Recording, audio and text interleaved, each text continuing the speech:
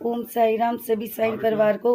और आप देख रहे हैं मालसापति जी की महासमाधि, जो बाबा के अंग संग रहते थे और बाबा के किस तरह उनके अंग संग रहते थे, बाबा के साथ किस तरह से उनसे प्यार करते थे।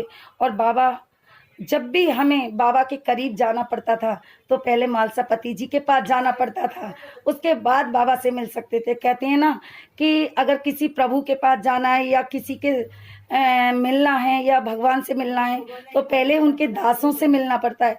तो आइए, हम मालसापति जी के घर आए हैं तो उनके परिवार से बात करते हैं, और उनका परिवार अभी तक है, तो आइए उनसे बात करते हैं। साई तो दी बताइए।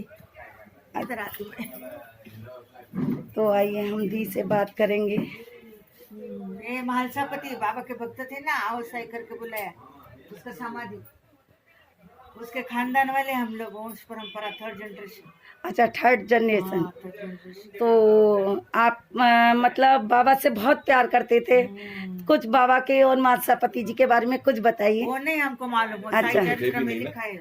अच्छा, तो इनका आशीर्वाद ही हमारे लिए बहुत है। अगर इन्होंने सिर पे हमारे हाथ रख दिया तो ये समझिए कि बाबा की कृपा हमारे ऊपर हो गई है।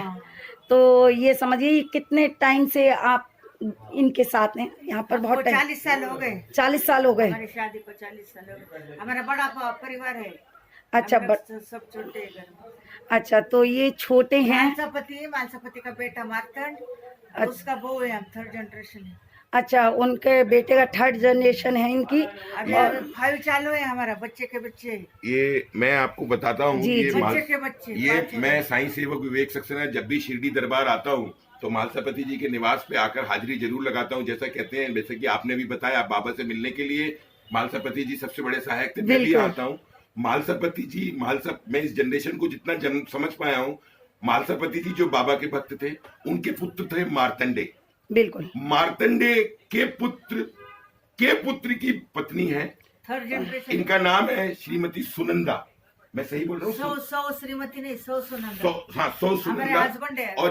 और ये ओरिजिनल घर है मालसापति जी का। ये ओरिजिनल जैसी समाधि थी। ये लोग सुनंदा ये यहीं पर है। जब से शादी हुई, विवाह हुआ इस परिवार में, बहुत भाग्यशाली हैं कि मालसापति जी के परिवार में इनका विवाह हुआ, और तब से ये लोग इसी घर में रहते हैं। इस घर को ना तोड़ा गया है, ना बनाया गया है, केवल टूट फूट को संवारा गया है। ये ओरिजिनल घर है। और मैं यही सब भक्तों से निवेदन करूंगा, आप शिरडी आए, मालसापति जी के घर आए, मालसापति जी के परिवार से, जो चौथी जनरेशन का परिवार है, उनसे मिले। आपको परिवार ने कुछ तो कुछ बताया होगा जो बातों में। वो तो बुक में लिखा है। अच्छा, इस समाधि को आप लोग देखते हैं तो मालसापति जी के परिवार में रहकर, परिवार में आकर मिलिए। और यही मालसापति जी जो है बाबा के एक सच्चे सेवक के रूप में थे। ये समाधि है, अंदर बाबा की समाधि है या मालसापति जी की समाधि है। और यही घर है जहां बाबा आके भिक्षुक के रूप में भी आते थे, मिलने के लिए भी आते थे और भोजन के लिए भी आते थे। जय साईं।